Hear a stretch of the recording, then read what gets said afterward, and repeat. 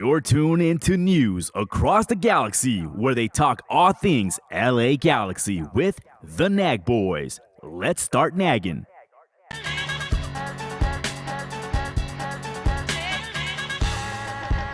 What a ball for Ricky Peach.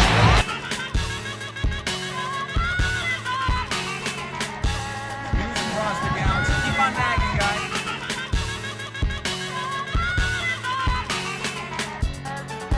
Your six-time MLS Cup champion, LA Galaxy.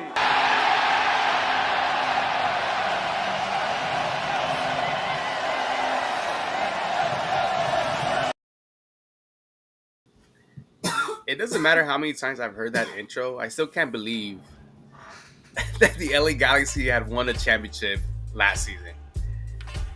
Welcome to News Across the Galaxy, where we talk all things LA Galaxy. My name is Bryant Lobos, and tonight I'm joined by two co-hosts. We're going to start off with Edgar Zuniga. How are you doing tonight, sir? Lovely jersey, by the way. Thank you. Five-time Super Bowl champs, baby. Let's go. Now, NFL season kicked off today. I thought I'd spend it watching a Niner game, but no, I spent it at urgent care with my son, who has his latest version of an ear infection. But at least he's all doing okay right now, and he's resting. So that's what matters. And my other co-host joining us tonight, Mr. Eduardo Campos. ¿Qué pedo, man? What up? That's it? So, yeah, I'm not wearing one of those jerseys, as you can see, because real football started a couple weeks ago across the pond. You know? True that. MLS is big, baby. Hey, where's your ball water? Oh, my boy. See, I'm having tea with milk. You know how we do. And In your it's milk and actually tea. it's actually really good. Yeah. Shout out to our friend Lee. You remember Lee, right, Brian? Oh, yeah. All right. Yeah, I remember Lee. Yeah, maybe. I remember that guy. Yeah, so he introduced me to tea and milk, and it's actually really good. It's try it. Don't knock it till you try it. Lesta. Shout out to Lee. Oh, yeah. Greetings to our good friend in the chat. No, I'm not talking about Guti. I'm talking about our buddy Mo out in St. Louis. Yes, sir. Shout out Mo and Mo Football TV. Go check him out. By the way, fuck the Rams. you can Yeah, say and that. he will say yes. Fuck the Rams. The St. Louis fans hate the Rams. I'm not even big into foosball, but it's like, yeah, all right, yeah, keep showing that, and then when the Galaxy play fucking San Jose, bro, you guys, throw your Bay Area shit up again, bro.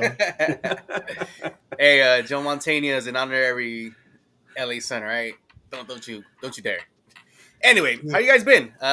Anything new besides your stupid faces? Damn. Oh my God. Well, before we came I'm also on, here, bro. You have to address me too. I know you're talking to Edgar with that tone. oh my God.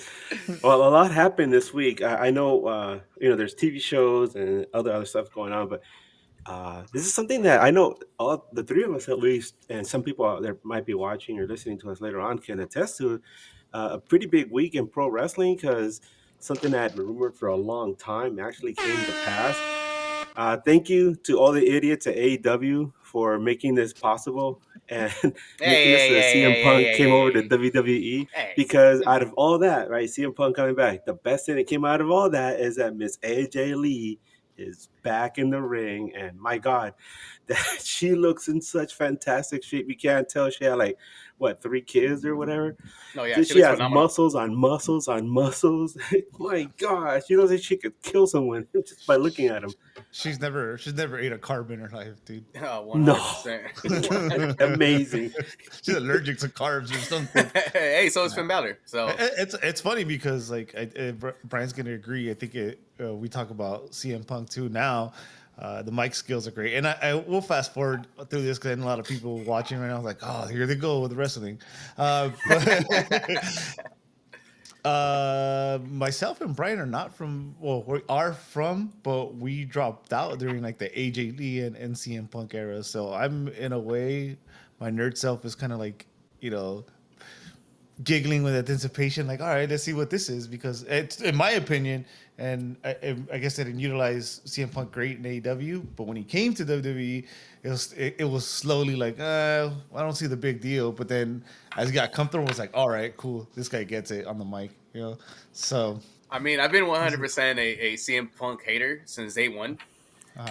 He went to AEW and I still hated him, especially after that whole thing that happened in the locker room. But I mean, I can kind of give him his props now. He's still whacking the ring, and for him to claim that he's the best in the world Jeez. still fucking irritates the fuck out of me. But his mic skills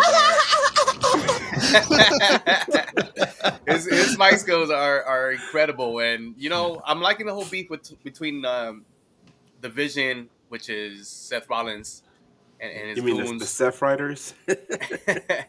It's good. So I'm looking forward to that. well, come on, Seth. I don't give a fuck what anybody says. All around the best person in the business right now. Yeah. All Oh around. yeah, I think so too. So- Well, Mike. I mean, in ring stuff still all around, debatable. like I'm not saying he's the absolute best at the mic. He's the absolute best in the ring. But as a package, right now he's. Hell no, yeah. it's Mr. Yeah, yeah, yeah. Iguana. Yeah, Mr. of course. Iguana, man. Of course. Oh, yeah, Mr. Mr. Iguana. Iguana. Hey, he has Con la fucking- yesca. I love it. I love it. All right, boys. Let's get. wait. Did you want to say something else before we get aside the fact that the Niners won, baby? Besides the Niners won. Yeah, I mean, we lost some players in the process, but hey, whatever. You gotta break some eggs so you can make an omelet, right? Yes. Great. Those But yeah, games. no. Before we came on, we were also talking about other stuff like that we enjoy. I know that you guys were talking about the new episode. I mean, the new season of Ted Lasso. Myself, I'm a science fiction guy, Ted Lasso. and I was Even very The Last of Us. well. No, I mean, I was very like on the fence about the new Alien Earth series because I'm a big Aliens guy. I grew up watching the original films, Alien, Aliens, and Alien 3, and all those. So I'm very protective about that franchise, which sounds kind of funny, right? Because what do I have? You know, what ownership do I have with it? Well, you know, I grew up watching it. I enjoyed it. So when they announced the Alien Earth series, I had read a series of books called Alien Earth Hive when I was in high school, and I was hoping they would make it like that. So I was like, what are they going to do? Are they going to ruin this full franchise? But the episodes started coming out, and my God, the writing is so great. And in fact, the last episode that came out last Tuesday, which was there, it's on Hulu, or if you have Disney Plus, you can watch it through there as well. It's so good. I know Chewy talked about it, you know, in our little private chat. You guys should watch it.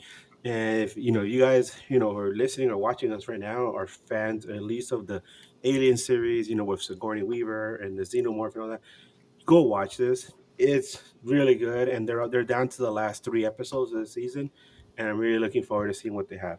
All right, what about you guys? You guys are talking By the about Ted way- Lasso, right? Yeah, well, you mentioned Chewy. Shout out to Chewy. So one of the reasons you'll see me a little bit more often, you know, like I mentioned, life gets a little busy sometimes, and for Chewy, it got extra busy in a good way. Not gonna spread rumors, not having a kid or anything like that. You know, it's more of a career-driven thing. He is a kid.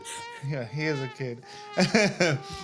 So, you know, it's my Donovan sabbatical was like stress and work related, but you know, I find a little time here and there.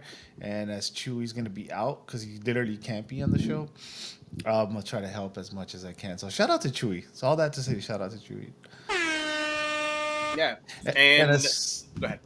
as far as what we were watching, we were mentioning The Last of Us, and like Great you just show. started it, the season 2. I finished it. Wait, I thought you said Ted Lasso. I No, didn't he hear said- The Last of Us. Yeah, she said The Last. My of Us. bad. Nah, So when you said to that, I was like, what the fuck? yeah, They that's should what we do did. Ted Lasso. What if they made Ted Last of Us? I'd watch that. What a hell of a show, right? Yeah. But the thing is, and both myself and Edgar played the game. Edgar even read like the comics. The thing is that they fucking botched that second season, dude. Ellie's character is terrible.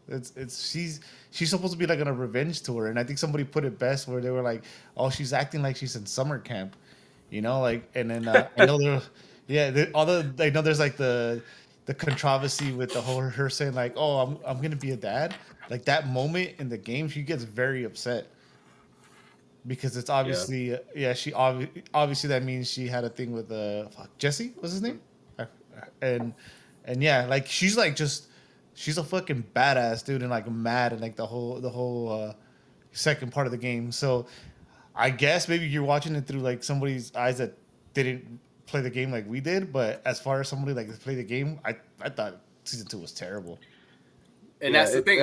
From the eyes of me not playing the game, is why I really enjoyed it. Phew, play the game. by the Way way, better. a little background on The Last of Us Part Two.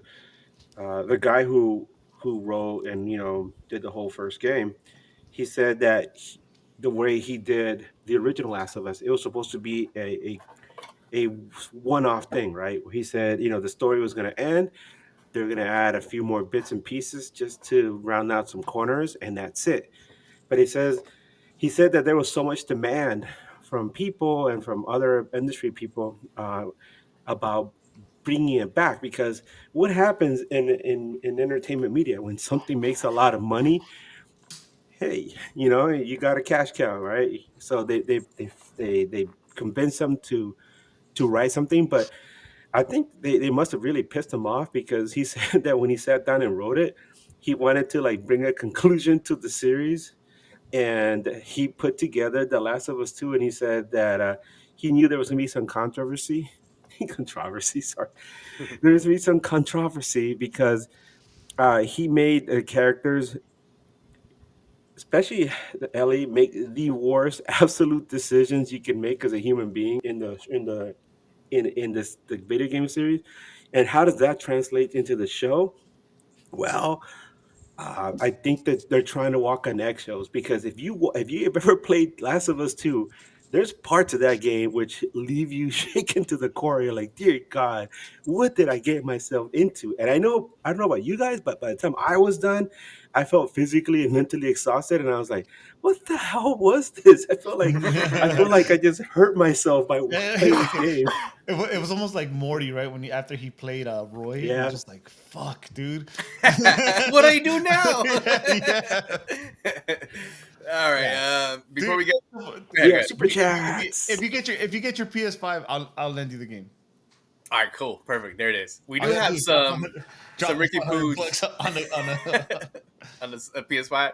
We do have some Ricky Pooge healing stuff going on. He says, "Guys was rescuing a point at Houston. Anything at all."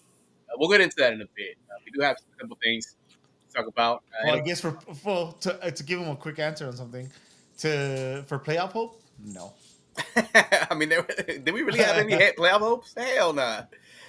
We do have another one from Adam, but let me get through this first topic, which is it's been a big deal since it happened. Luis Suarez, and we talked about this, Edgar, you and I. He spat on the coach, and so he Correction. got. It was he was the head of security for the Sounders. He was a 72. He's a 72-year-old man who apparently, I mentioned, he's beloved in the Sounders franchise. So it's not like just anybody. He's like somebody who's like a very important club figure. It would be like if somebody spat on Don Raul. Oh, then I mean, spitting on somebody, regardless, it's disgusting. Like what? You're a grown man. You're a 40-year-old man playing professionally, and you're spitting in somebody's face just because what? And so there's been some disciplinary stuff going on. Luis Suarez has been suspended for 6 games in the upcoming 2026 Leagues Cup due to his actions during the final match against Seattle Sounders.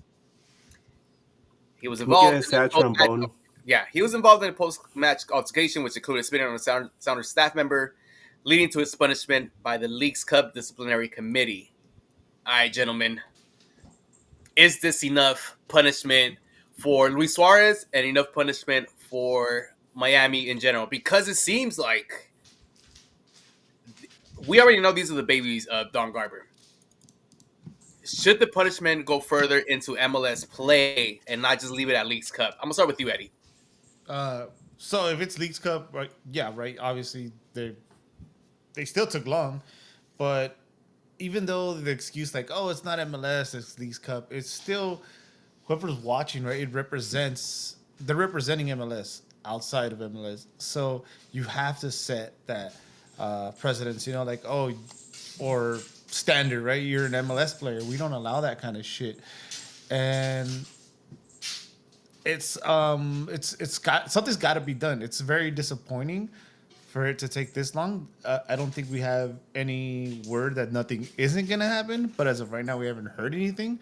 I know Edgar's probably gonna echo some of the things, so I won't say much more. I'll let Edgar take over and just hope, because we're all MLSers, right? You want to put some respect on MLS, and hopefully, yeah, they make these guys. Garber sets the tone like, oh, you can't, your name, just because your name is Luis Suarez, Busquets, or Messi doesn't mean you can come here and do what you want. No, you're right, and this is something that not just resonates with us as Galaxy fans, because I'm part of a MLS, content creators group chat, a media chat, and I know Brian's in there as well. So Brian saw it too. Yeah, you go in there, and everybody was talking about what happened in Seattle. The match was the match was great, because Seattle did what they had to do. They stood on business. They made Miami pay for their mistakes, and then they won. And here, in the Western Conference, we know how tough Seattle can be. And I know that in the past, uh, I don't want to point, fingers at the guys that cover Miami, but I know in the past, people like Danny, who covers, Miami through the Battered Herons podcast, and other Eastern Coast podcasters, they always look at the West as soft. And I've always told them since last year, I was like, the West is not soft. Like the to me, the Eastern Conference seems kind of top heavy. At least last year, I was like, but the Western Conference is like a big mosh pit. But this year, Seattle specifically, my God, they bounced back so well from the disappointment from last year, and credit to them. But then you look at what happened in this match and how it ended, and you look at Miami, you're like, what a bunch of sore losers. Um, and it makes you wonder, like, who the hell's in charge of that team, because it certainly isn't their manager. God, I can't remember his name right now at the top of my head, because it seems like the inmates are running the asylum at that point, and Suarez is a loose cannon. We've always known that. So for him to do what he did, even the Miami podcasters, and we know, like I said, we know a couple of them, even they were saying, what a disgrace to have this guy on our team. We hope that the team doesn't bring him back next season. And if he's suspended for the rest of the season, we're perfectly fine with that. Think about that for a second. If a Galaxy player would have done that, would you have been okay, with him being suspended for the rest of the season? It's up for debate, because we've had such a rough year, but those guys expect to win, and that was the reaction from them. And then the reaction from the other podcasters was like, what the hell is this? What a disgrace. And of course, MLS is going to drag their feet on it. What happened remember there was a player, I think it was a player from Charlotte, who scored a goal and then celebrated by twerking in the end zone, right? And immediately got fined, right? Immediately, like within 24 hours. And then the whole thing with Suarez and his buddies, going nuts in Seattle. It took. I mean, they didn't even say, they're going to be anything's going to happen to the MLS. And then even then, the MLSPA, the Players Association, what are they going to do? Are they going to stand up and be like, we're going to defend this guy who spit on an MLS staffer? It's an ugly situation, but something has to be done. Somebody has to make the difficult decision and make stand up and say, it doesn't matter what name is on the back of your shirt. If you break these rules, whether it's in this, especially in this tournament, which we got to remember, the League's Cup is run by MLS and Liga MX. So MLS has to say something. It'd be funny if Liga MX makes a statement saying, "Oh, Luis Suarez is suspended from any Liga MX matches," right? I wouldn't be surprised. But at this point, you gotta say something. You gotta say something, because Eddie, didn't a few years ago, uh, Dempsey did something in a match where I think he said something to a ref, and he got a red card in a U.S. Open Cup match, and then he paid for it in MLS, right? Mm-hmm. Yeah, absolutely. There's something that funny that comes out of this, and I was just trying to look it up to see what his exact position is. But Miami obviously was the one that lost their head after getting humbled. But on the Seattle Sounders staff, I didn't even know this guy. I forgot this guy existed. Well, it's kind of hard to forget because we always look back to the McGee game. But Steven Lenhart is part of the Seattle. Bart, die. Is part of the of the Seattle coaching staff. You know, so. That guy, I love if that. you're not familiar with that guy's a piece of shit, bro. Like, Die, Bart, we do die. not like that guy here in the Nah, Galaxy. hell no, fuck that guy. Eddie, You would think die. Bart, die. I mean, And, die. Ricky, die. What does that mean? The Ricky, the? If you're a Simpsons fan, you know what I'm talking about. My biggest takeaway from what you guys are saying is the fact that these top-notch players are sore losers. You have 3 World Cup winning players in that team, a legendary player in Suarez for Barcelona. To act like this in the biggest league in the world, because apparently they can't do it here, it kind of taints bringing in those type of players coming over here. Like Edgar said, you have the inmates running the asylum, and dude, we can't have that. MLS was here before these guys, and you're just gonna come over here and try to do whatever you want. There has to be more disciplinary stuff coming, and I hope there is. But if there isn't, I mean, there's gonna be a lot of side eyes looking at Darton Garber and everything that he's been trying to build so far. let me ask you guys this: if this is too much, right? Or this is because this is my thing. If this is what I would do. Suarez has history, right? So this is not an isolated situation.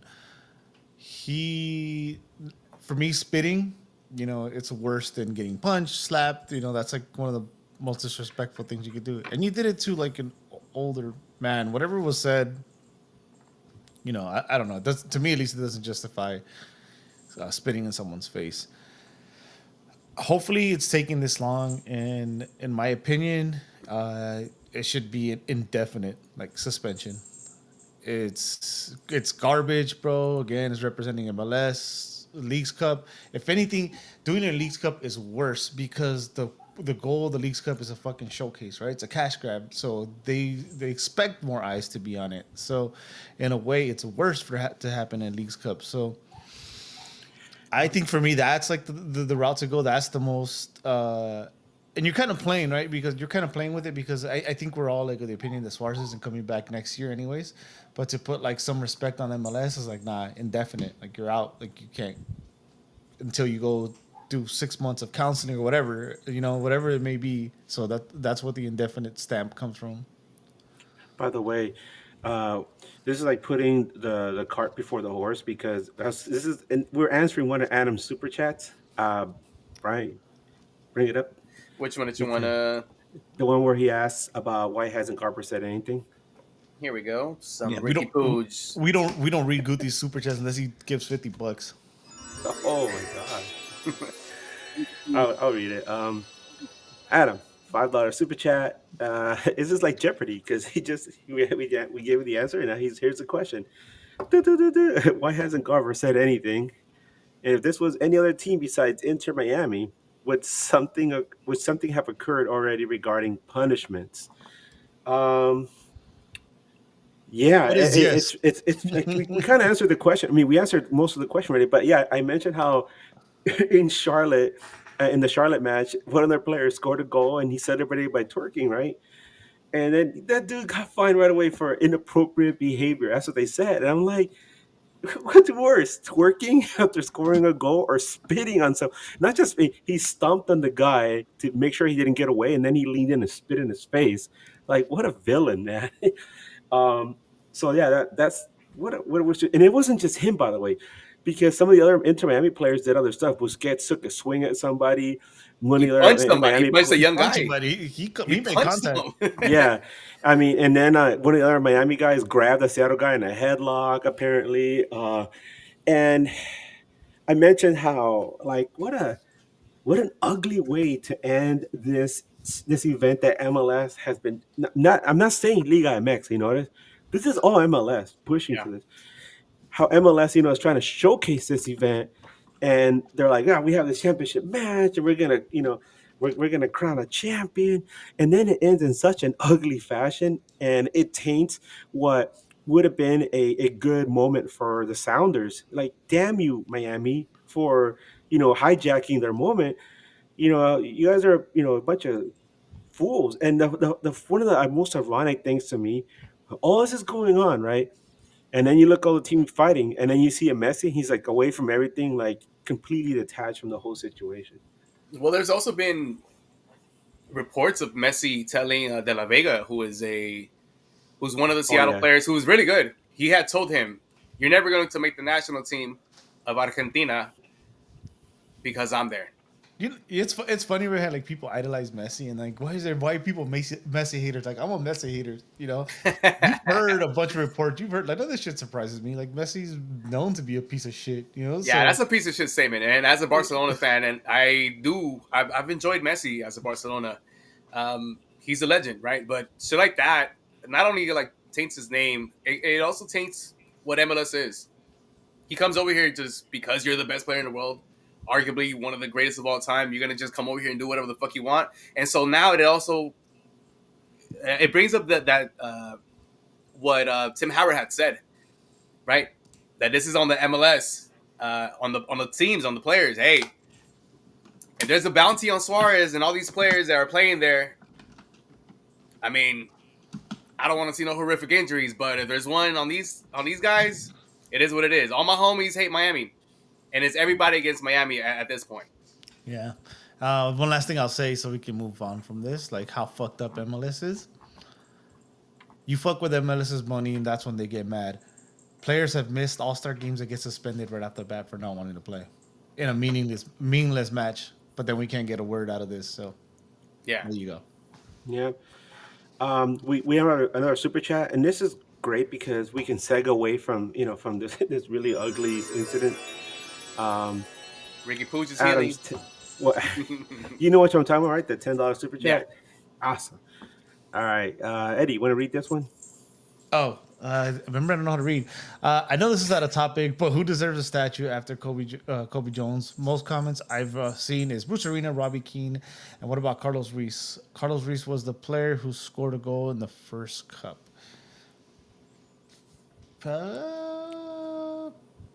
Why? Yeah, why not even go a step further, right? Why not like Doug Hamilton or something? I don't know. No, you laugh, but I'm being serious. Doug Hamilton was a wonderful human being. He was a very important part of that club, and the teams. You could when he died, the fortunes of that club took a nosedive, and it took him a while to recover because he died on a trip back from Costa Rica after a CONCACAF Leagues Cup match. That was in 2005, and it took a while for the team to recover. So I think that's when he died, 2005. I'll correct myself just in case I don't get it right. But I met him when I was still covering the team, and he was a really nice guy. So when news came out that he died, I know it affected me. I was just like, wow, I know this person, and he's a wonderful person, and the team is gonna miss him. That's I mean, your everyday fan probably doesn't realize what kind of impact he had, but the fact that his name is there. If you know how in the stadium there's that little area where they have the plaques. They have there's a The plaque for Ring the of Honor, whatever 2002 it's called. team. There's Kobe and there's CN, and there's one for Doug Hamilton there as well. He's also on the Ring of Honor. They have the names around the stadium. His name is also up there. So for somebody who's not a player to have his name up there and be mentioned among the Galaxy greats, that's the kind of impact Doug Hamilton had. But I know that a lot of times these statues usually go to people that are players. But can I throw a name out there that isn't a player? Because we've Raúl, seen. Don Raúl. Well, no way. I'm gonna. Well, I mean, I love Don Raúl, but I mention somebody else because we saw the Lakers do this. We saw the LA Kings do this. Why not? The Yep. wonderful human being Say that it. he is, Say it. Joe Tutino. Yep. That would be cool. I don't see it, right? I don't see it because Oh, I'd love to see Joe, man. I Come would on. too. I don't see it. I feel like the Galaxy is not giving them the respect they I'm deserve. putting it out there, though. I'm putting it out there, then. Yeah, Let's say absolutely. that. I would want it too. But you know what's a good one? It's the iconic pose. I think why not Siggy? The locker room picture holding the first trophy. Oh, I thought you meant him like there on the side of the field with with his gut hanging out. Oh, jeez. You know Yeah, what's that's a funny? good one would There's be like sick. there's those I love Siggy. Sorry, Siggy. God rest your soul. there's those MLS like highlights, right, where they tell the story, and I don't know why it still makes me laugh. You could go watch it. When he talked about the 2002, and obviously if you know Siggy, you know what a massive human being he was, and he says after Reese scores that goal, he ran as fast as humanly possible. And I just my head just automatically goes like, damn, that must have been a sight to see. That could Dude, be the quote on the statue. I ran dude, he as rolled up. fast as humanly possible. He rolled up like Sonic the Hedgehog, dude. He just rolled down the field. No, or maybe it was like, because remember they pile pescadito. Maybe it was Yeah. like one of those scenes where like they stage dive and everyone gets out of the way. Oh no, No. Siggy! Ay, Dios mío, no. He lands on it. Siggy was another good one.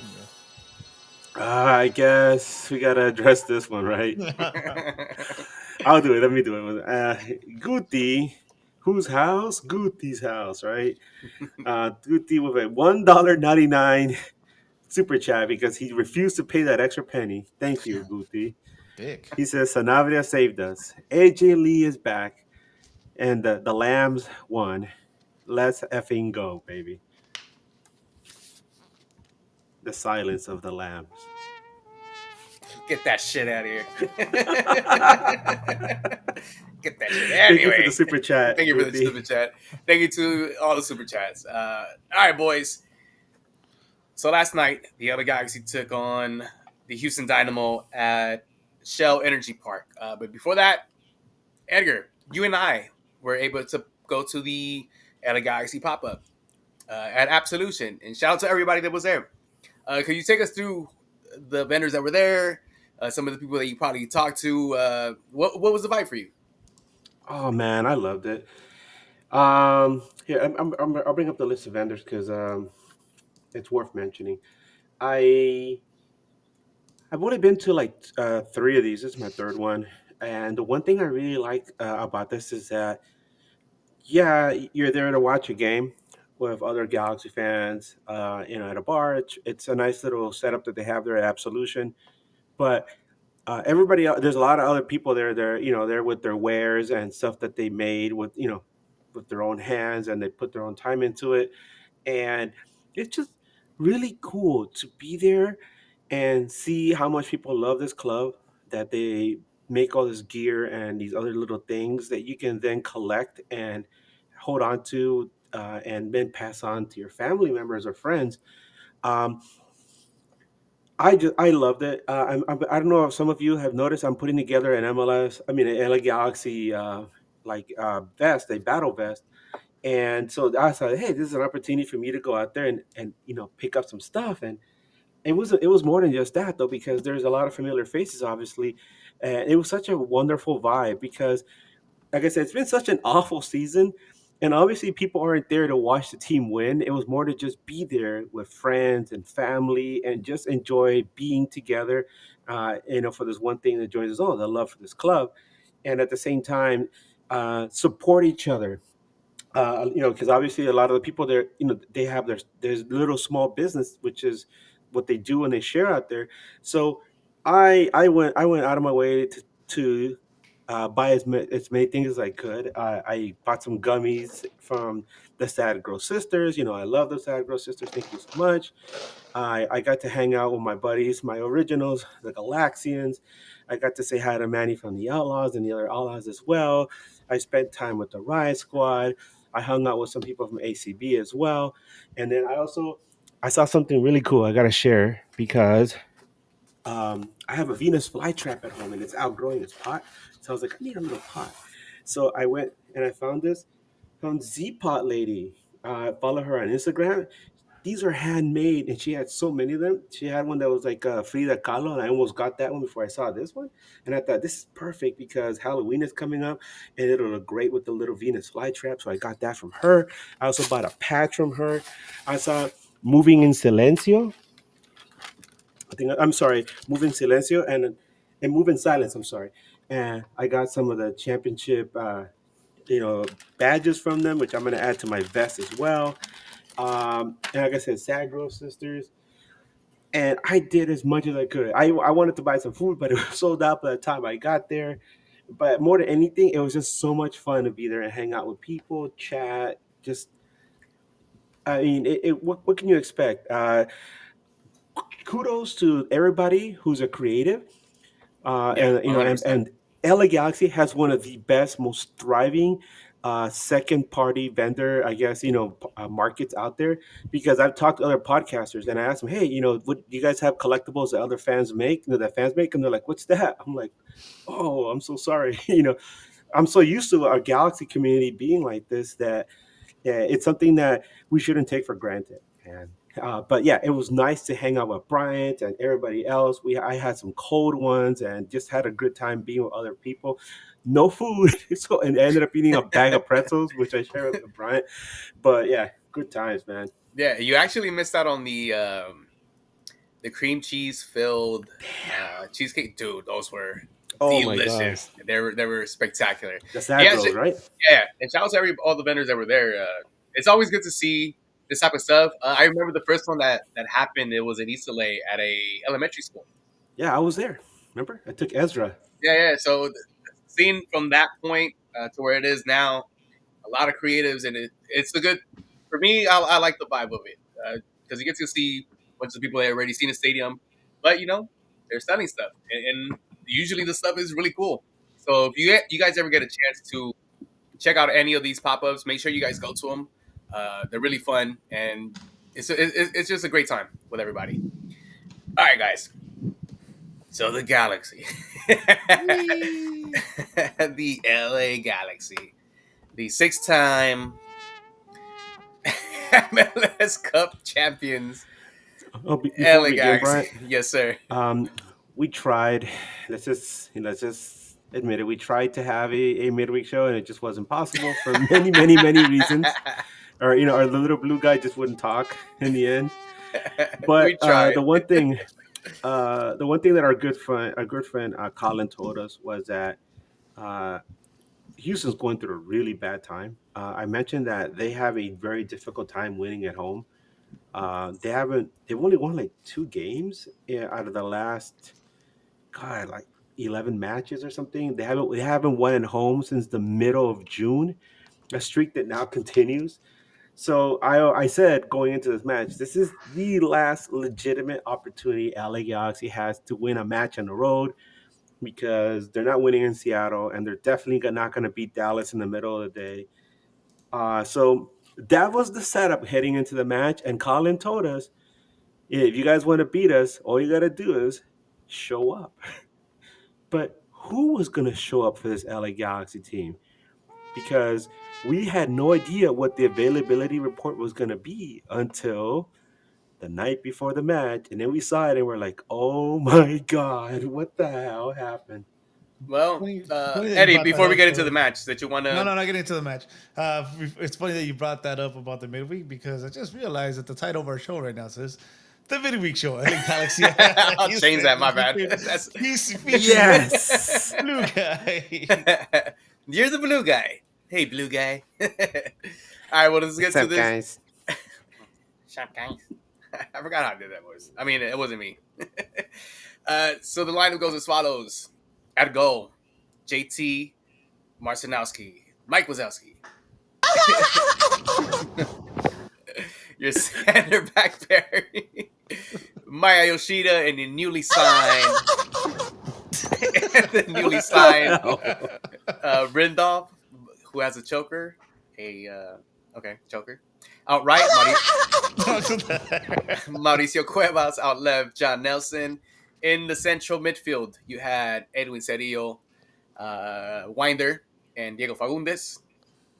Out left, you had Harbor Miller, Outright, you had Tucker Lepley, and atop the GOAT. When you say his name, he appears. Miguelito Berry. Ay, ay, Guataquito ay. Pitos Berry. All right, Eddie, now you can do the little sound effect for the fucking lineup.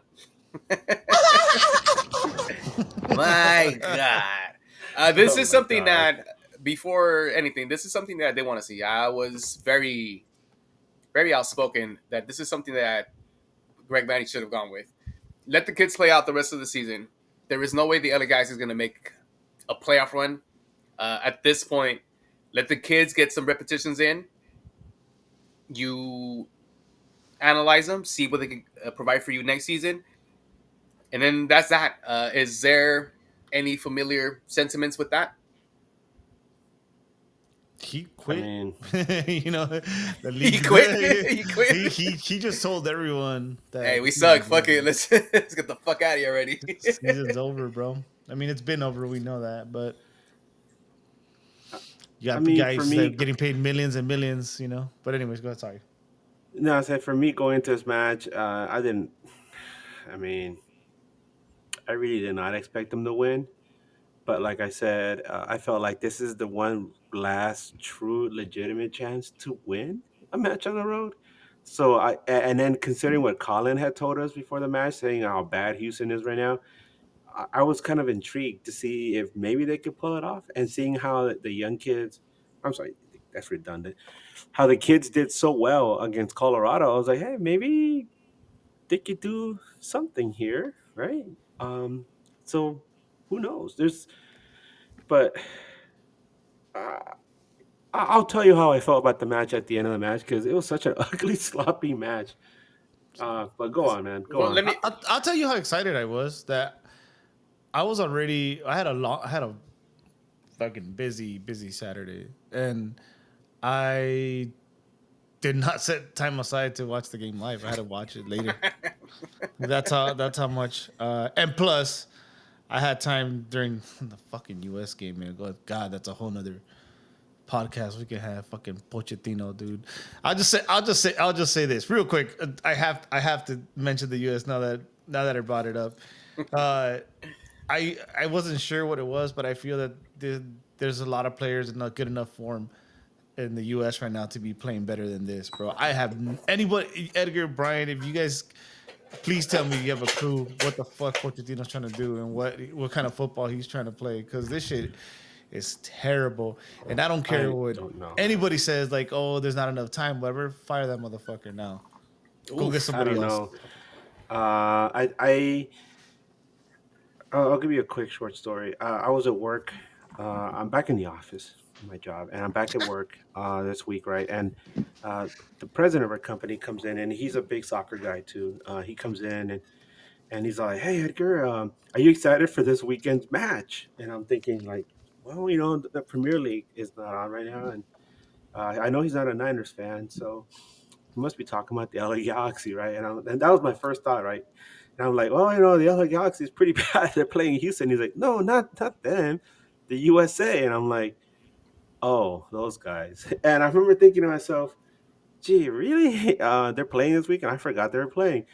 Yeah, I know there's an international break and that, but I told him what I've been feeling for the last, wow, 3-4 years now, probably. I The U.S. national team for me at one point, for the longest time, had been my favorite sports team, period, across all sports. I was like, because I saw how they came up from like the late '80s until being, considered, a strong team not only in the region but seen with high regard across the world.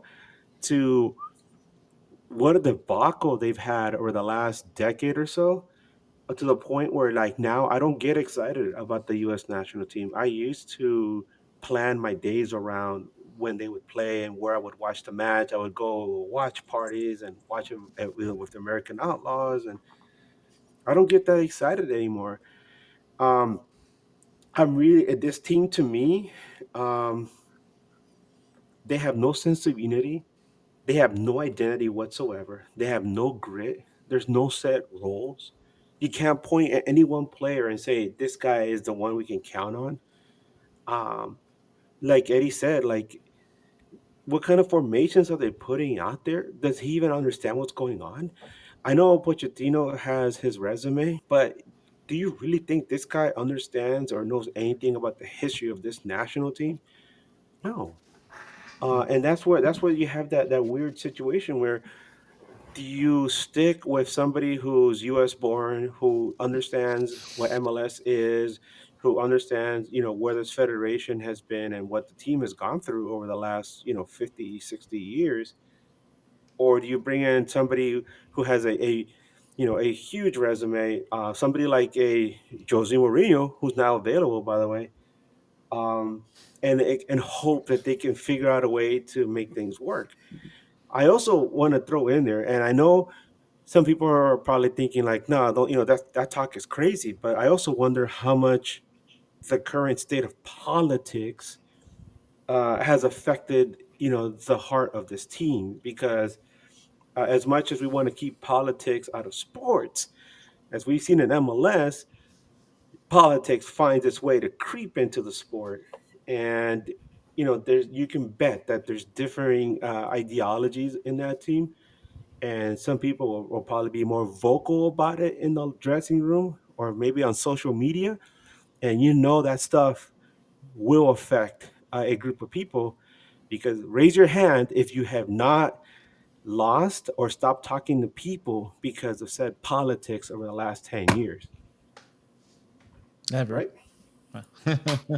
So yeah, that's I just know what these the are fuck. things to take into consideration. So Grow I up. don't get excited about the national. I have no expectations at all for them heading into the World Cup.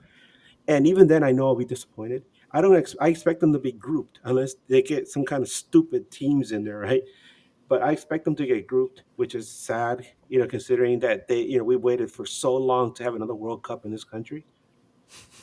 Yeah. Well, I Eddie, mean, Eddie, how do you? I know Eddie. I know Eddie differences has in very strong emotions opinions. about this too. I'll Go put ahead. I'll put a pin on it because I'll take the politics out of it and just go back to the bad coach. Right? He first what Guti said on the chat, can't take a man seriously when he says MLS is more competitive than the Prem. Right? We joke around, but this guy said this. He's fucking, I don't know. He's a less successful Doc Rivers with his quotes. He also Let's said go. he also says we need to start winning when we get to the World Cup. I was like, well, no shit, but maybe you should try it before, right? And then I get getting these like MLS players a chance or whatever, but give them a fair chance, right? You know how much we fucking drool over Diego Luna here, and the guy played him at CDM next to Tyler Adams. Like, what are you doing? What are you doing? Of course, they're gonna look around like, what?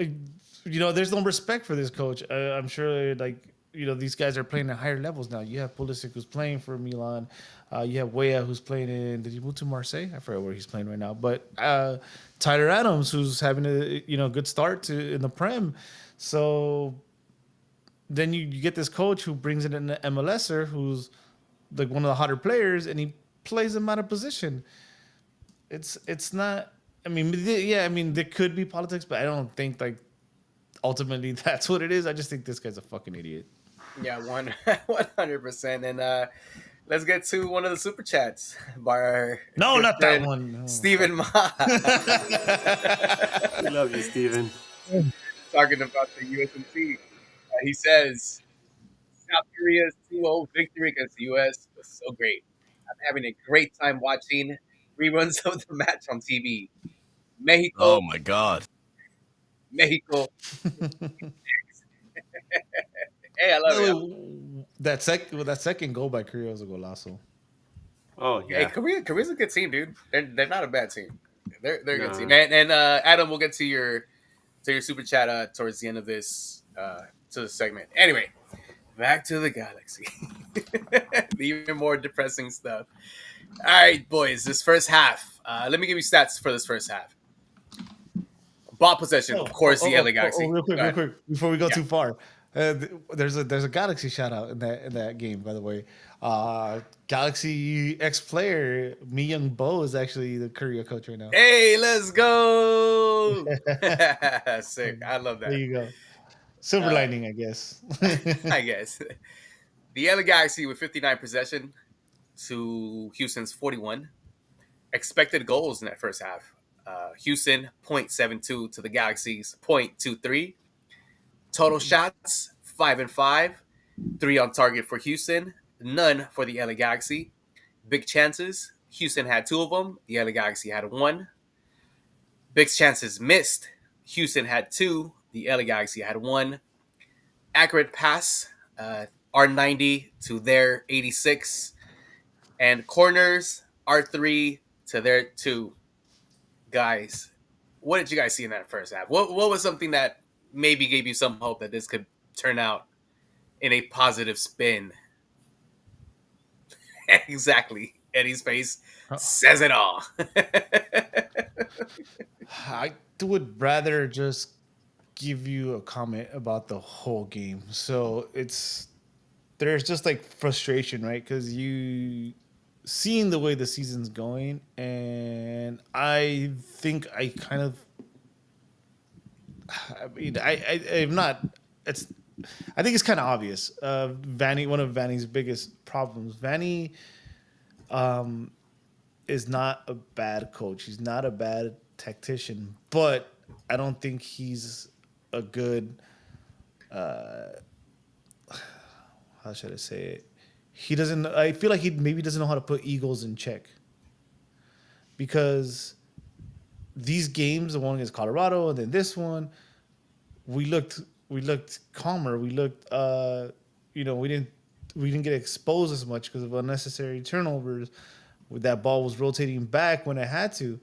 Right? We looked better in those 2 games in 90 minutes than we have in any other game this season, in my opinion. And even if we would have lost that game at 1-0, it still, I think, would have been a better game than we played all season. So it's frustrating, dude. It's frustrating to see that. It's like if Painter wasn't there, it's like a blessing in disguise. Not that Painter's a bad player, but does Vanny have the balls to bench him? When he's there and like, look, this is how we fucking play, right? This is how the game is played, and this is how we're gonna be successful. Is that something that you could echo, Edgar? Or do you have a different opinion about not just the first half, I guess the overall match? Because we seen the youngsters play, and like Eddie said, they seem to have a certain mindset coming into this. It could be because the season is over, so they're just trying to make their case for next season and playing, what works in Vanny's system, which we've seen it work before when Ricky Puig has been out, when Gabby Peck has been out, when Painter has been out. So what do you think about what Eddie just said, Edgar? Well, I just want to piggyback off his comment about Paintu. It's kind of hard to bench him when he just scored the game-winning goal in League's Cup. So that would have been a very difficult decision to make that, because one of the complaints that we had about Painto, especially at the beginning of the season, well, actually in the middle of the season, because that's when things really got bad, is that he holds on to the ball too long. He dribbles out of bounds. He doesn't. Somebody pointed this out to me. It's true. He doesn't pass to Royce anymore for some That was reason. me. Right? He doesn't pass to Royce. I started watching it and I was like, oh my God, it's true. He doesn't pass to Royce. Royce will be wide open and he'll take a shot instead of passing it to him. But then out of nowhere, he scored this really nice goal against Orlando City, a goal that the Painter that we've seen in 2025 normally would just take it and dribble, to the top of the 18 and before, passing it to nobody in particular or taking a shot that ends up in the stands. But no, he took a shot. He took a 2024 Painter shot, which was a goal. But then he goes out to Ghana, right? Anyway, as far as the team, like we said, going into this match, like, what are the expectations? Well, very low, right? Like I said, this is the last chance to win a match on the road. And what are you gonna do? We see the lineup, and I'm like, oh my God, are they gonna be able to pull it off like they did with Colorado? No, it didn't turn out that way. I had a conversation with somebody in the parking lot before I departed the whole event, and then we were talking about the future of this team, and the question came up like, why is it that Seattle, right, or a team like Columbus, is able to lose players and then plug players in like plug and play, right? And they're still successful. Whereas LA Galaxy loses players, and then they have a really difficult time replicating, the success. And it's because we go back to something that we mentioned before in the show, where Seattle has this, has a system set up by Schmetzer where the players, even down in the academy system, as they come up through the Tacoma Defiance and up into Seattle Sounders too, they all play the same system Schmetzer has, so they understand what's being asked of them and what the roles are going to be, so that when they do come in, you just plug and play, like we just said. Galaxy is trying to make that happen, but then the players that we did lose, who did you replace them with?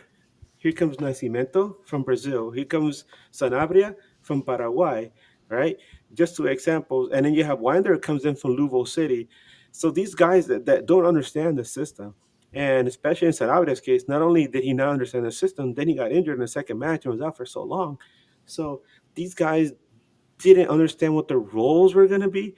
Um, and that makes it much more difficult, because not only are you in a position, right, where at this level of professional football, you're not just trying to understand a system, you're trying to teach these people a different system, because they came from a different country where they were being asked to play a certain way, and now they got to change their mentality to play a different way for Coach Greg Vanny, and that makes it difficult. The learning curve is completely thrown out there.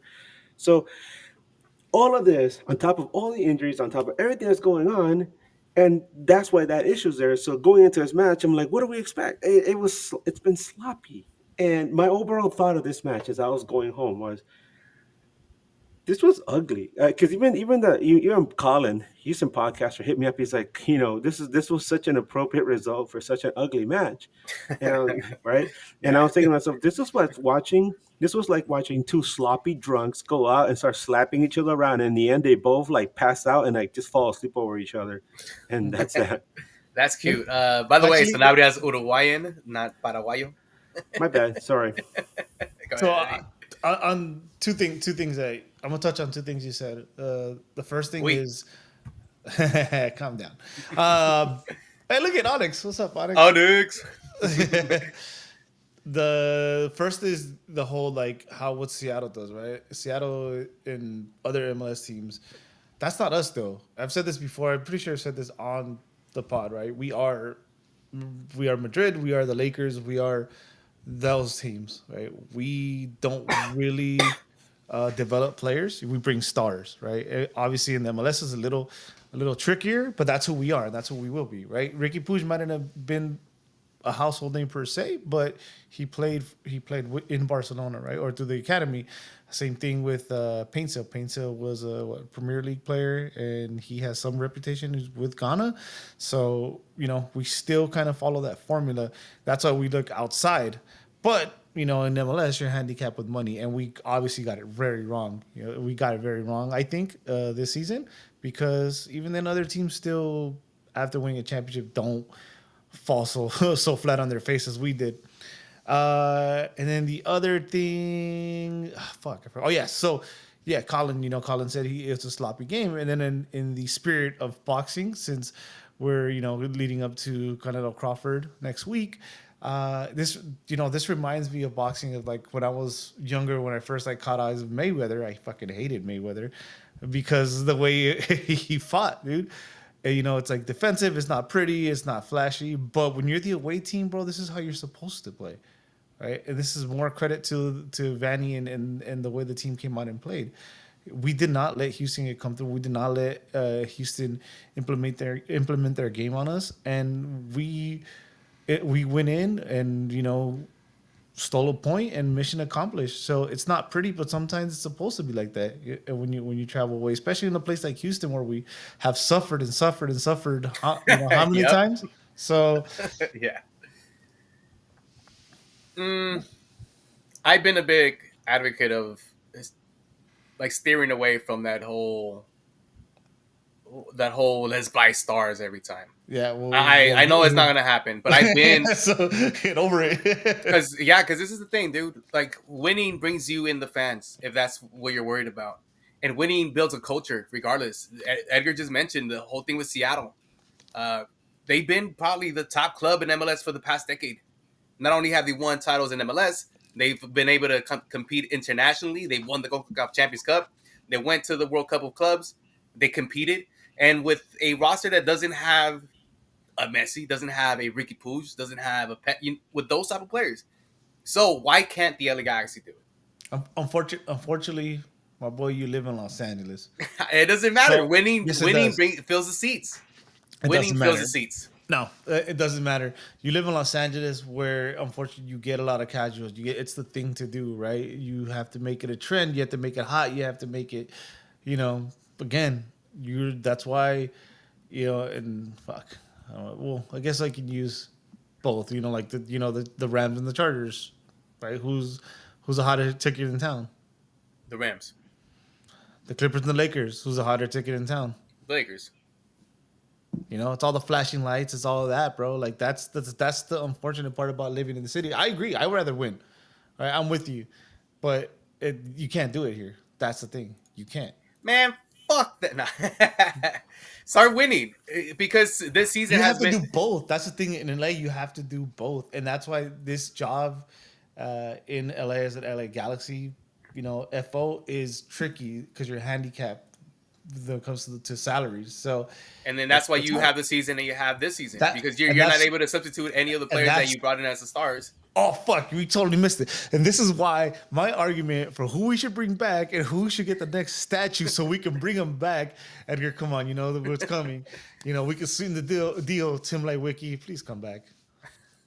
Damn. He's Bring in that Seattle Tim right now. Wiki. He's a He's Seattle the Kraken, Kraken, right? I think. Yeah. Yeah. I'm gonna go. I'll be in look- Seattle look at next week. them. I'm They're a gonna good go pay team. him a visit. I'm gonna go pay him a visit. I'm like, hey, phone, come back to LA, yeah? Oh well, everywhere he's gone, he's been successful. Yeah. So. Yeah. Damn it. Let's just start winning, huh? Next season, boys. Next season. Let's get to some awards in this match. It was a 1-1 draw. There's The a LA word. Galaxy went out and didn't lose. That's soccer put it. They didn't gain. They just didn't lose. And I'll approve. Edgar, we'll start with you. We'll start with the game is off. Whose game was off in this match against the Houston Dynamo? Gee, I don't know, man. I was drinking most of the time. I don't know. No, I was walking around. Bartender for not bringing him in quick enough.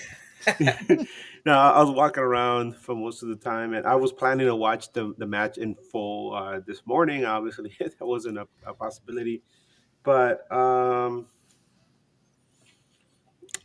don't know. Like it's kind of hard to pick it up because I thought overall that it was such a sloppy match. But God, I'm gonna put it Miguel Berry. I know. It's low hanging fruit, right? But Don't you dare. there was one of the times that was like really like locked into the match. There was like a counter attack, and you could tell that they needed somebody with speed, up top to kind of toe the line a little. And he's running up there, and you could tell that he's struggling. And there was a pass towards the middle, and he was not going to get to it in time, and he got beat to it by a defender. And I was just like, oh my god, this is terrible. It's like one of us could probably go out there and outrun him, which is kind of sad. Because every time I see him running, he reminds me of Wario, like the way he runs. So sorry, Miguel Berry. He probably won't be back next season unless LA Galaxy is really desperate to have him there for some reason. Level Galaxy to the G's, baby. Putting it out there right now. I'm gonna say Miguel Berry, man. Eddie, who you got as your game is off award? This one's easy, dude. Very easy. Very. I'm just going to be based on moments, and one of the biggest moments of the game, and it kind of sucks that the team played the way they played, and they couldn't. Well, they ended up walking with the point, right? It could have been very well been a 0-0, but Yoshida, that ball is out of nothing, bro. And it's hey, well, can you tell me where that shot came from? I forgot about that. Can someone tell me where that shot came from that they scored? Up the middle, baby. Down the that middle. Soft middle. Yep, that soft middle, dude. And then you had, the new kid, Rusev. He did Rusev, good too. He's vodka. solid, and Yoshida just seems uninterested. to me, in my opinion. I don't know. Yeah. You know, Well, my weird ass always like looks for other things, and his like body language and everything is kind of just like yeah, I 100%. Well, the fact that he took a pay cut and this team is, they're shit this season. Yeah, he definitely looks 100% disinterested. And I got to agree with you, Eddie. Mayoshida, that was the standout stinker in this match. You would think that your captain in the LA Galaxy would want to, be one of the veterans in this match with a bunch of young guys around you. You'd think that he'd be the most solid player on the pitch, but in that one little instance, you could tell his age, and it was just kind of sad to see, to be honest. I don't think he's gonna be back next season, so I'm glad we have Radolf because he's actually been a great. What do you call that? Great pickup, No. yeah, What is like not a realization, but like a great whatever. You know what I mean? revelation. Revelation. That's it. That shit. I I thought. was gonna Wait, tell you, oh, sorry. Go ahead, Edgar. Yoshida didn't he sign on for 2 years? That's exactly what I was gonna say. Wasn't it 2 years? Yeah. 2 year Well, extension, yeah. He's coming off the bench next season. But and you still got Zonka, baby. Oh no, Big Zonka, baby. Let's go. You were gonna say, Eddie? I was No, gonna, that- I was. That Go ahead, Eddie. the contract. No, I was gonna talk about the contract too. Go ahead. No, I was just thinking that if Garces would have been healthy in this match, I think that Galaxy might have gotten a clean sheet because Houston looked awful too. They looked awful. Let's just admit it. They were terrible, man. I mean, both teams. didn't And get that, and but they took advantage of that one opportunity, and they obviously scored that goal. I forgot about that goal, to be honest. But I remember I was with Bryant when it happened, and we were like, "What the? Yeah. What the hell was that?" Oh my God, Yoshida! Because it was that, right? Like you said, it was ugly. Houston didn't do good because it's back to the boxing reference, right? You made him uncomfortable. You made it ugly for him, and it was out of nothing, bro. Should have never happened, right? Yeah. That ball could. I don't know. I don't know what else to say. Like I watched the game today, so it was like fresh, and it was like just luring me to sleep. You know, I was just like. Not even us this Sunday morning. Eddie had a sick ass slide tackle on some fool that tried to juke him. Hell yeah, let's go. Yoshida could have done that. That fool was probably 10 years younger than me or something. And not today. Get that shit out of here. Well, let's go to the next award. The You've Got Hartman. The honorable mention. Eddie, I'm going to start with you this time. Who had heart in this match? Who had heart? All the fans that watch, but fuck, man, because it's just not for the faint of heart. So why not? Why not Mike Wazowski? You know, Yeah. he got one save that I can remember. He looks pretty solid, you know. And if it kind of sucks that this is MLS, right? And if plans go as followed, I feel like he's going to be a great asset when we move him for whatever we need to get back. You know, it sounds funny, but that's kind of what from what I picked up that we're going for. Is we bought broken goods to flip it. We're flipping a home here. It's a fixer upper, bro, and it looks very nice. So yeah, Mike Wazowski. Edgar. By the way, I want to bring out a stat ahead. because we were talking about you guys were mentioning how Houston felt so uncomfortable, right? Houston is just a shit team because Sorry. no, let me put the stat out because But in 17 matches at home, they've only won 4 all season long, and like I said, the last time they won a home match was all the way back on June 28th against a really bad St. Louis team.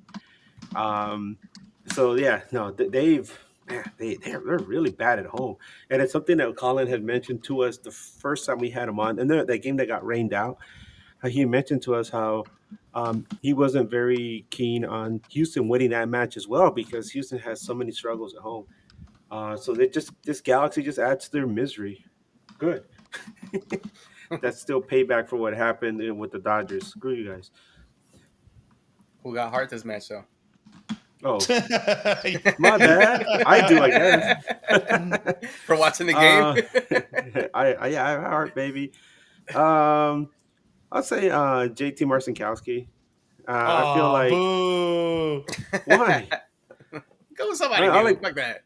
no, I like No, because Marcikowski. he said his name right. Okay, This- Mike Wachikowski. Here you go. This is an ongoing gag, bro. JT Mike Wazowski. Yeah. JT Machakowski. There you go. No, it has to be him because I still feel that once he's 100%, once he's like up and running, he can be a better goalkeeper than Mitrovic. I know a lot of people are saying, well, he's young, Mitrovic.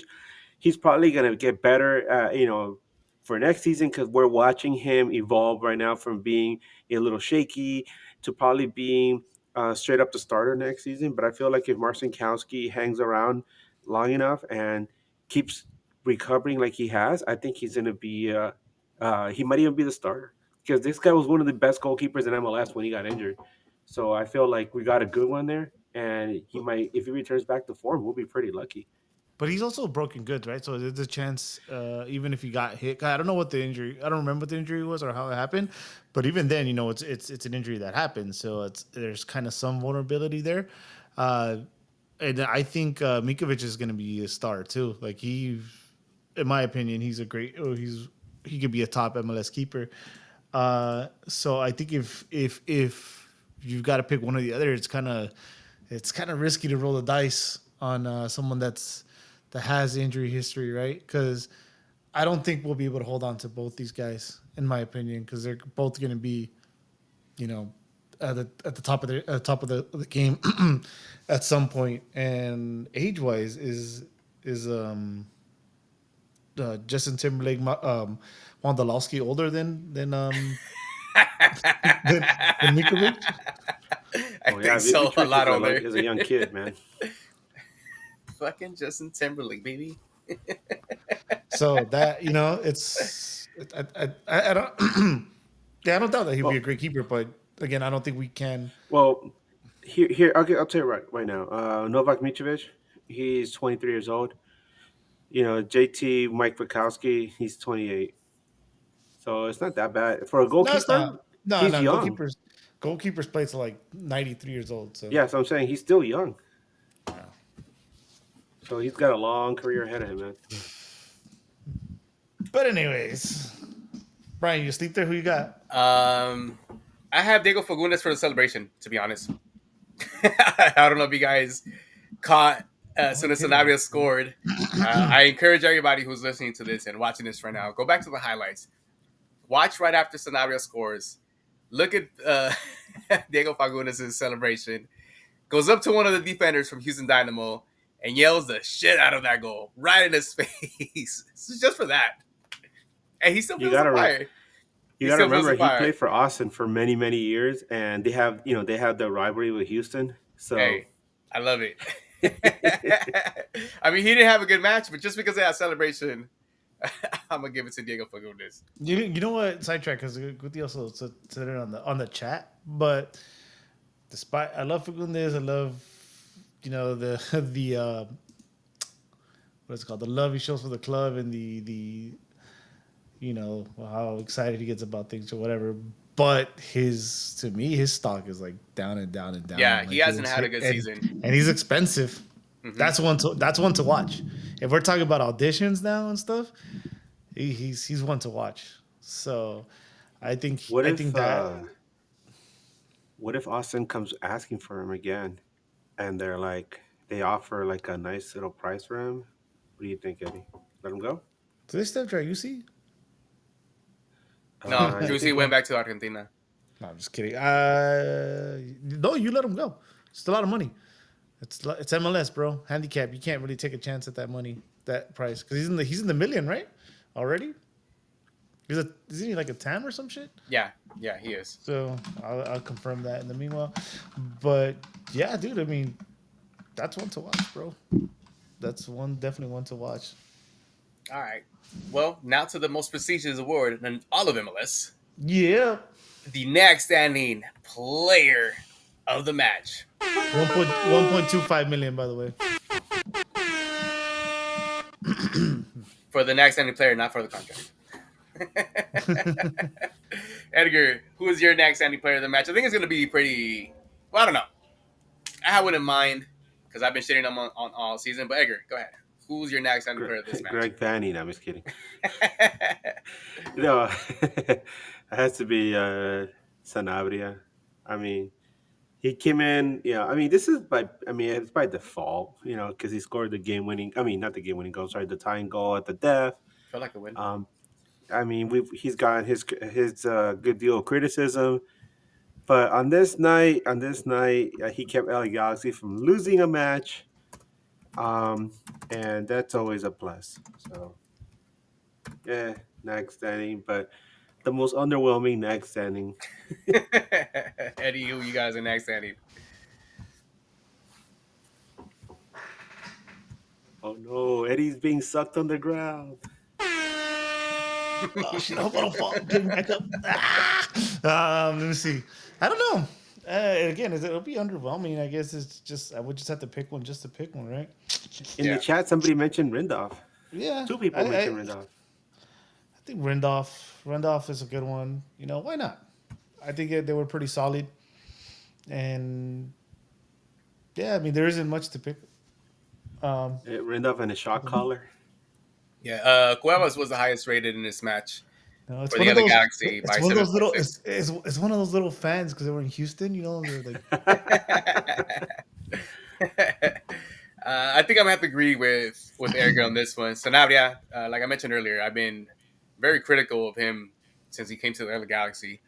I know he went down with an injury, but even him coming back, he hasn't shown me that he could fill in any roles of the players that we lost from the championship year. But I mean, he got one for us this time, and he got us a point, and we didn't lose. So for that, you get the next standing player of the match. I got my thoughts on Sanabria too. Not this game, but like in general. A ver, dale. I think we're not gonna see the better version of Sanabria until next year when Ricky releases that pressure from him, because I think he's meant to be an enforcer. And if you remember, like if you go back and watch his YouTube highlights, like when we signed him, a lot of it was him being aggressive and dispossessing the opponents and helping us get out of tight spaces in the back. So he doesn't really have well, you've seen this season. He doesn't really have anyone to play it to, or he's doing just more work than he signed up for. So I think I'm not gonna give up on him. It's a little early. That position is a position that doesn't get enough credit, and the only times that you talk about that position is when this happens. So I think so. I think next year we're gonna see, or even at the end of this year, we might see a little bit of it if Ricky comes back, or play him along the side with the kids. They seem to be more fluid and moving more. Moving more. Just we'll see. So, well, this is my thing too. You mentioned that position doesn't get a lot of love, but for me, Cerillo gets all that love, and he plays that position. Only by us, though. If you talk to an everyday fan, they don't acknowledge what he does, bro. Cerillo. If you don't know what Cerillo does, oh my god, I'll tell you this much. He's my MVP of the season. Yeah, and the funny thing that we're going to Seattle next week, it's kind of where I discovered like this thing, right? Being so high up there that one time watching the game and seeing the way people move around the field. Who the fuck was it though?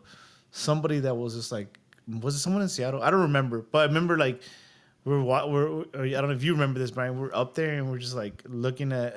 Damn, I can't remember the player, but we're like, God damn, this guy moves so much. Like he touches like every blade of grass, So if you don't like appreciate or understand why we appreciate what Cerillo does, next home game, if you don't sit on top, go sit on top and track Cerillo.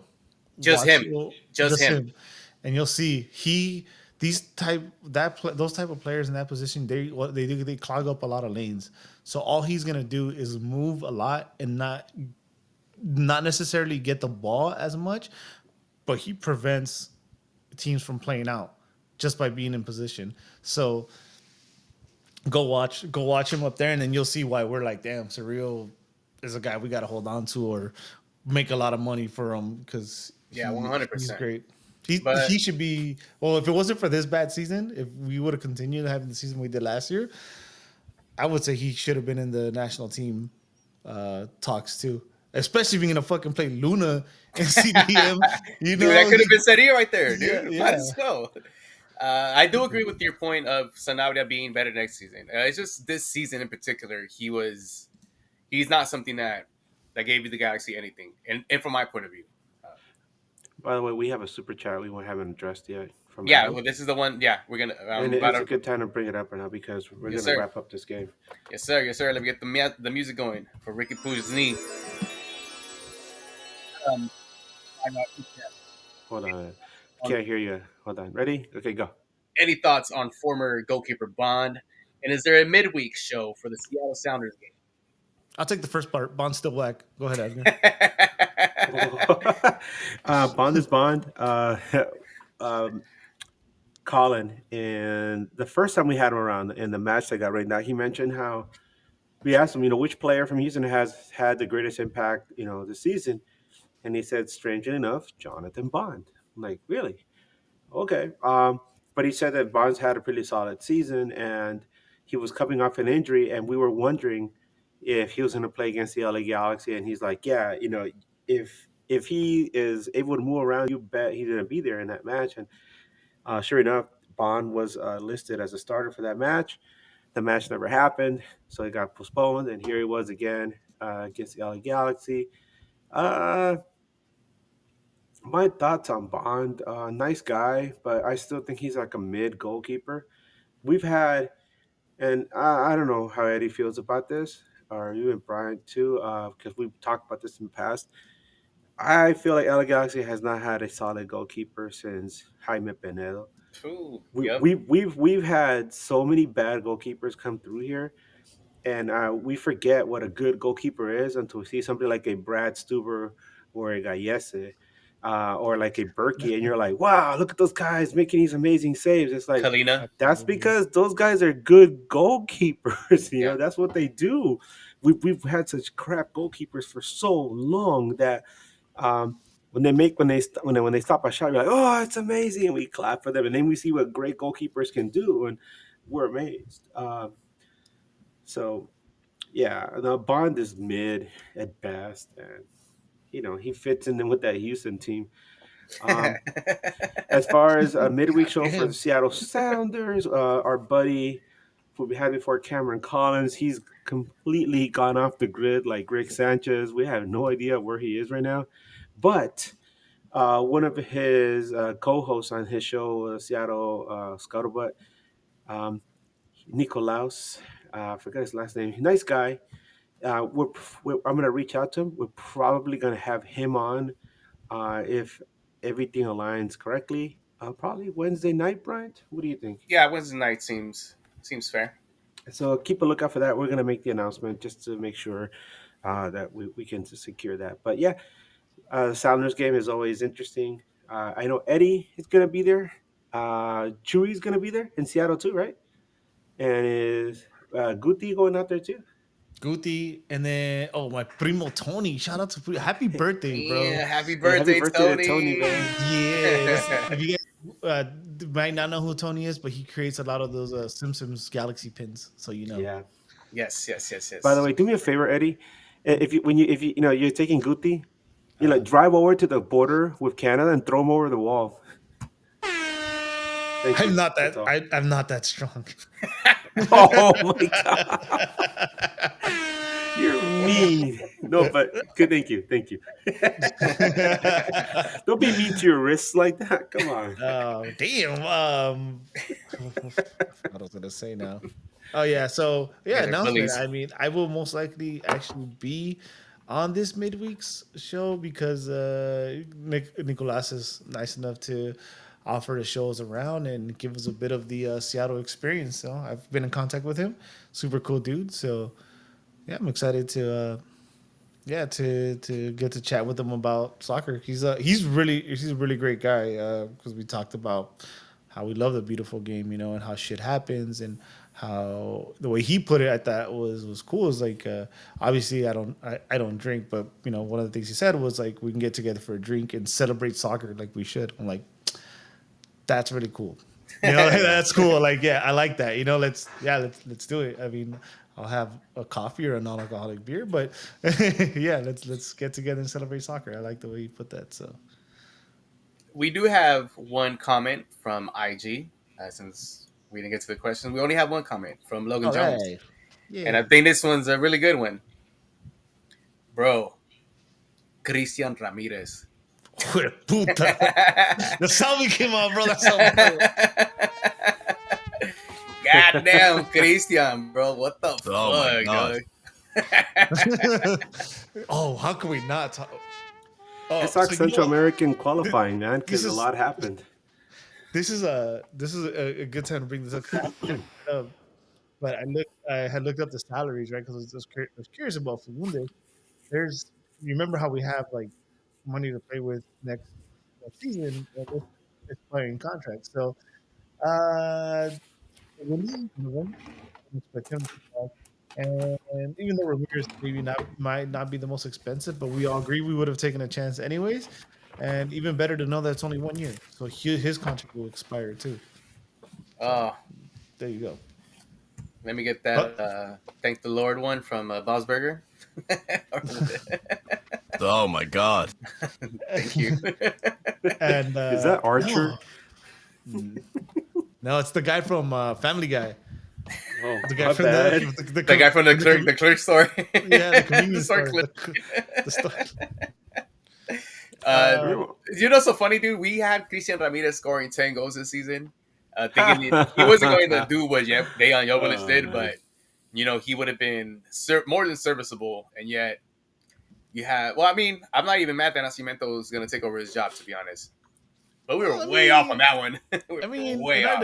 in our defense, he's sitting on 4, right? I think if we had a decent season, he might have still hit 10. I think we said 10 goal contributions. Dude, he's And had 4 since the second month of the season. yeah, Jeez. Damn. By the way, Dayon, I think he has 17 goals Oh, now. don't talk about Dejan, bro. No. Let me God bring damn him it. up because I've been monitoring him, his performances since he left, and I've always watched. I always watch MLS highlights, and I always pay very close attention to Dejan because he's a former G, and Kansas City has, for I would say 2/3 of this season, have had such a difficult time trying to figure out how to use Dejan that a lot of the goals that he has scored has just been on individual grit alone. But now, finally, now I could see like they're actually feeding him the ball and he's scoring like really nice goals. But it took them forever to use him. And obviously, Kansas City is an awful team. But good for him, man. And yeah, we do Yeah. miss Dayon. Um, Yeah, good for but him. I'm happy for him, though. he got his bag, man. So good Yeah. for him. And I think he's number 3 in the lead scorers of the league. Yeah. Something like Like I that. said, He's he's got like definitely top 16, 5. 17 goals. Yeah. Yeah. Shout out to Dejan. Oh, man. get Cholo over Dejan. him, Edgar. Let's move on. Don't trip. We're going to get Lewandowski next season. Here we go, I have baby. a stat to share with you guys, by the way. It's something I brought Yes. up before because I've been tracking wins and losses and all that stuff, right? So bear with me for a bit. Remember that stat that we brought up several weeks ago, it might have been a month ago, where I was tracking the worst Galaxy seasons ever, right? And I mentioned how um, points wise, the 2020 season was the worst, right? Galaxy only had 6 wins, 4 draws, and 12 Shorter losses, season. 22 points. Obviously, a shortened season, 22 points in 22 matches. Before aside from the 2020 season, 2017 is considered the worst season in a full season. 8 wins, 8 draws, 18 losses, 34 matches. That was for a total of 32 points. This LA Galaxy team right now have 4 wins, 8 draws, 16 losses, a total of 20 points. Now, when I first brought this up, I said that the Galaxy team for this year was projected to only win 4 matches and get 9 draws for the rest of the season, which would bring them out to around 21 points. And that would still make them the worst team ever, below even the 2020 team. Well, Oh, since then, they did get a win, they did get a draw, and right now they sit at 20 points, still 2 points below 2020. And I did the math, right? And so this team has only won 14% of their matches. They're still winless on the road, and they're projected to win still between 4 to 5 matches. Still projected to be somewhere between 9 and 10 draws. For an estimate of either 21 or 25 points somewhere in there. So they're definitely gonna be um, one of the worst teams ever, if not the worst team ever. They're definitely not going to catch the 2017 team. So, aside from 2020, this is the worst Galaxy team that has ever played, and they could still be worse than the 2020 team. So keep that in mind. Now, now, you guys, this is where you guys can chime in, right? Because I'm looking at the schedule, right? They're playing in Seattle. Are they going to win that one? Nope. Yeah, they're going to win it. Oh, okay. Nope. They come home to No. play against Evander and Cincinnati. Are they going to win that match? Nope. No. No. Then they got Dayon and Kansas City at the dig. That's a potential win, right? Nope. Keep in mind, because there might be rotation, because just a few days later they got to play Toluca in the Campeones Cup. We're gonna win that one. No, I'm asking you. What kind of lineup is Galaxy going to put out against Kansas City? Because on paper that looks like a potential win, but then when you factor in the fact that they got Campeones Cup just a few days later, I mean, look what happens when we rotate. Maybe Kansas isn't the hottest team. no, they've been pretty bad. And then after the Toluca match, literally 3 days later, Galaxy has this. Yeah, this is 100% loss. 3 days after playing Toluca, they head out to Dallas for a match that starts at at local time. I think 11:30 or something like that. In Dallas, in the middle of the day, are they going to win that one, Eddie? Everyone's gonna have the little Rusev fans. Brian, are they going to win that one? Nope. Then they come home to play Dallas. Yeah, this is how weird MLS scheduling is, right? We don't see Dallas the entire year, and then we see them back to back in weeks, right? Then they come home to play against Dallas. Keep in mind, the LA Galaxy has one of the worst records, in their history against Dallas. That's one of the teams that, for some reason, just has their number. Are they going to win that match at home against Dallas? They'll tie. I give them a Good tie on that tie. one. And then they finish the season against Minnesota United, a Nope. team that's been on fire recently. Like they've been Minnesota. I'm gonna look it up real quick. They've been kicking ass. I think the last time they lost a game was way back in early August against Colorado. But since then, they beat Seattle, they beat RSL, and then they had a draw with Portland, where Portland tied it like towards the end. So, yeah, Minnesota's gonna want revenge for what happened in the playoffs. And folks, Galaxy's gonna finish with the worst season ever. Okay. Well, if you're just talking about worst season and just let's not go exactly as dumb as it sounds. Let's not just look at points, right, and record, but also the roster and what we have. To me, this is already the worst season in Galaxy history, no matter what happens. All right, you have an MLS winning coach. You got players worth millions, despite Ricky being out. You have Marco Royce on TAM. You have Fagundes, who's making X amount, who is a seasoned veteran at 30 years old. And you have international, quote unquote, stars or players that played in high levels in Yamane and Yoshida. Even, let's just, I know it's funny, but let's even throw Zonka's name in there because of where he's played. To me, this is the worst already Galaxy season, no matter how it goes out, no matter what the points read. If they win out and miss the playoffs, still the worst season in Galaxy in my eyes. Again, points could say different at the end, but nah, I'm already there. Like to me, that's it. I still think it's crazy that they haven't been mathematically eliminated. That is a crazy. The worst Galaxy team ever, and it's still not eliminated. It could happen. It could happen this weekend. Where they're for sure. officially eliminated. Yeah, Yeah. if we lose and like San Jose wins, right, or some shit like that, it's like it's over. Yeah, Seattle might as well have like a funeral before the game, right? Bury the Galaxy. I made this joke to the chat. I was like, I'm more excited. Or no, the least thing I'm excited about Seattle is the game. Yeah, Seattle's fun, dude. It's a nice place. That is. I mean, is it? Yeah, it is. Actually, yeah. It Yeah, is. it What are you Seattle talking is fun. about? Yeah. Yeah. Remember you got all those free drinks? Wink. I remember. Hey, we need to. Remember the 3 a.m. pizza? Oh yeah. Hey, it was good pizza too. Remember the best chicken in town? It wasn't the best chicken in town, but it was alright. Come on, bro. We walked by Kurt Cobain's like high school, dude. It was, Oh, we did. We were right next to it actually. yeah. We should I make tell you a guys, Rindoff Day graphic. That'd be kind of sick. the last time I was in Seattle was in 2019. My wife and I actually went. We went to Vancouver. She was there for an engineering convention, and it just so coincided with our wedding anniversary, like kind of around the same time. So we're like, let's make a trip out of it, right? This is all pre-COVID, so everything was cool and everything. So we went out there, and I love Vancouver. It's beautiful, right? We got to Well, we catch know. a Whitecaps game. They played against Philly, and we were there as Galaxy fans, and people were nice. And then I really wanted to watch a Seattle Mariners game, so I was like, I convinced my wife, let's go down to Seattle. So I was like, all right.